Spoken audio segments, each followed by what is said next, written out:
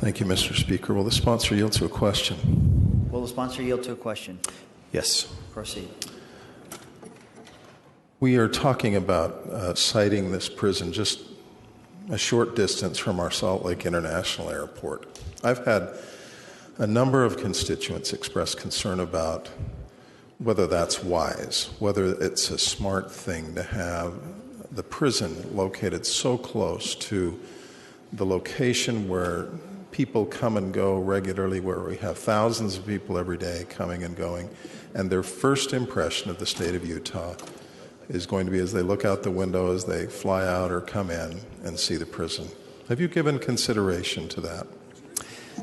That's an interesting question, and I'll respond in two different ways. First, a direct response is we have specifically looked into that issue, Representative, and had conversations with both the airline that uses Salt Lake City as a major hub, as well as the airport authority itself, both given the location of this parcel of ground in proximity to them and kind of where it sits, did not have concerns. And part of the reason for that is not only is it not directly over their flight paths, but prisons of today look nothing like the prison in Draper.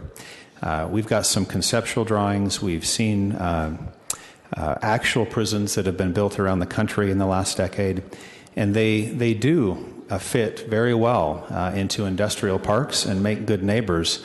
And you really have to look hard to be even to tell that they are, in fact, a correctional facility.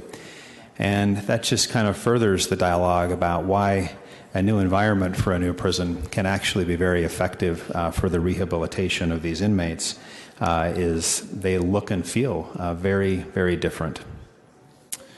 Thank you. I've struggled with this, Mr. Speaker, a great deal. And you and I have talked about it a great deal. You know, we could, 4.5 years ago, have gone through the RFP process and having decided that the prison needed to be or should be moved from Draper, largely immune from a lot of public input, just said, like any other capital building project that we have that's significant, let's do an RFP and let's get this out of here and move it. I think it's a credit to the credit of the leadership of the legislature that that was not the route that we took. And I appreciate the leadership saying, let's do something different. Let's make sure that people in the state of Utah have an opportunity to have some input in this decision. Let's listen. Let's make sure people feel or have reason to feel that they're heard. And I appreciate the process that's been involved in the last 3-4 years in doing what we could to gather input, to get the best consultants' advice, and to make a good decision on this. However, it's hard for me to ignore the concerns that my colleagues from the northwest part of the city have voiced today. This decision has not been immune from politics. It would be naive to think it has. And I don't see other communities along the Wasatch Front clamoring for the prison to be in their location.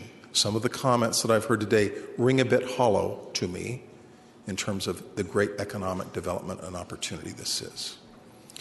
Maybe not so much when you have Tooele County and Utah County saying, not in our backyard, no. So I don't really think this is economic or social justice for Northwest Salt Lake City. But that doesn't end, from my perspective, consideration for how to vote on this resolution. My question is, what's in the best interests of the people who are currently and will be in the prison?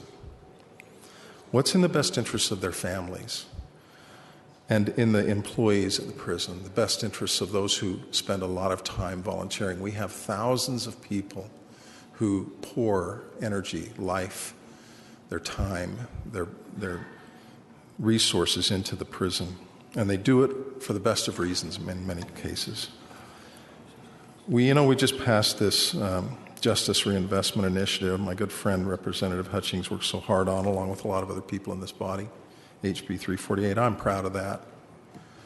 Proud of that. We did good work as a legislature on that. It's going to bless the lives of a lot of people in the state of Utah.